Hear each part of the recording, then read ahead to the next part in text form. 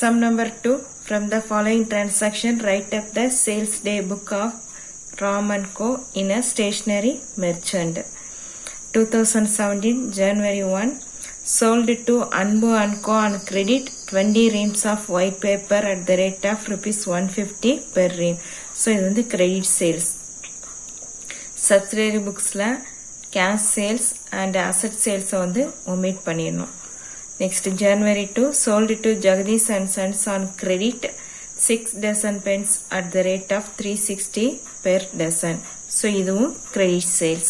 Next one, January 10, sold old newspapers for cash. So, இது cash sales நால இந்த transaction நம்ம வந்து omit பண்ணிடுறோம். January 15, sold on credit Ilango and Co. 10 drawing boards at the rate of 170 per piece. இதுவும் credit sales, இதையும் எடுத்துக்க போறோம். January 20, sold to Kani and Co. for writing tables. Writing tables னு கொடுத்திருக்காங்க. நம்ம வந்து இவங்க வந்து என்ன பிசினஸ் பண்றாங்க, ஸ்டேஷனரி மெர்ச்சன்ட் இல்லையா. அப்ப ரைட்டிங் டேபிள்ன்றது வந்து அசெட். ஸோ அசெட்டை சேல்ஸ் பண்றதுனால இந்த டிரான்சாக்ஷனையும் நம்ம ஒமிட் பண்ணிடுறோம்.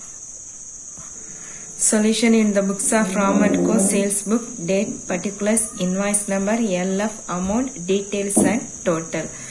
First customer name Anbu and Co. 20 reams of white paper at the rate of 150 per ream. 20 into 150. So 3000.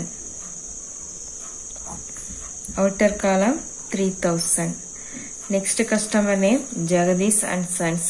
6 dozen pens at the rate of rupees 360 per dozen. 6 into 360. So 2160. Outer column 2160. Next customer name Mrs. Ilango and Co.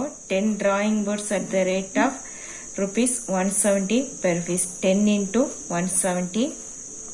1700. Outer column 1700. Then total 6860. So இது என்ன book? Sales book. So sales account credit. Okay.